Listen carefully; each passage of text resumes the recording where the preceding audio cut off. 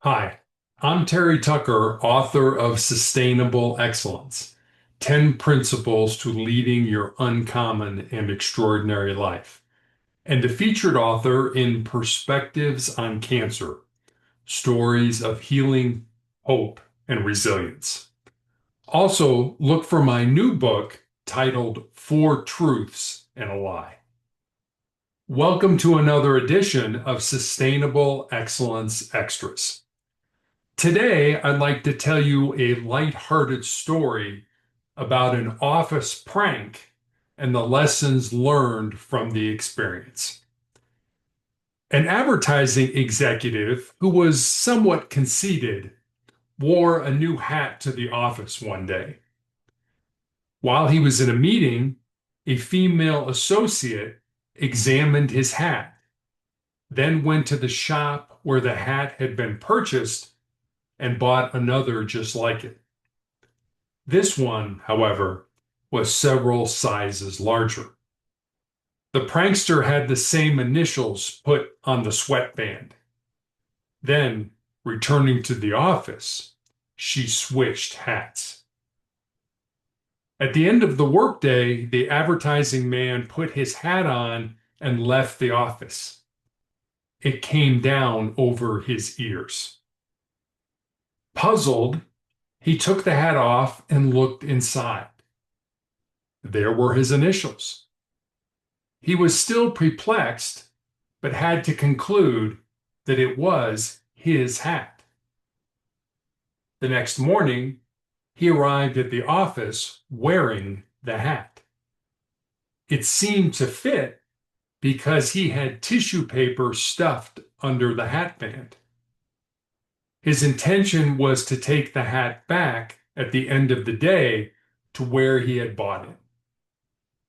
When the prankster got a chance, she took the hat, removed the tissue paper stuffing, and put it under the sweatband of the original hat, which she then replaced for the larger one. At day's end, the owner of the hat put it on, only to find that it perched on top of his head. More confused than ever, he looked inside and saw that it was his hat. It had his initials and the tissue paper in it. After a few weeks of discreet inquiries, he determined who the prankster was. He knew she had a habit of replacing her shoes with slippers in the office.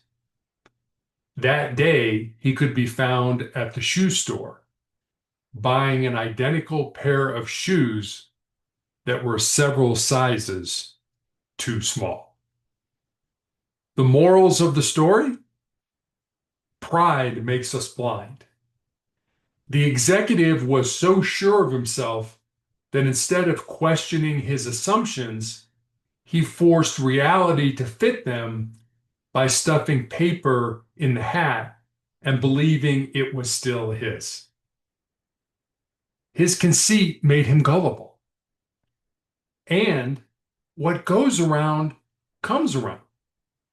The prankster who mocked him eventually became the target of the same treatment.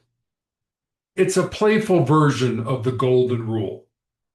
If you make fun of others, don't be surprised when they make fun of you.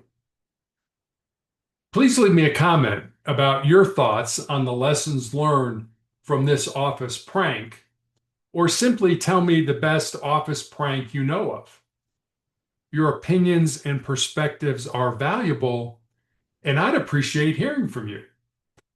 Also, please head over to motivationalcheck.com to get your daily dose of inspiration and motivation. Thanks for watching, and I'll see you next time.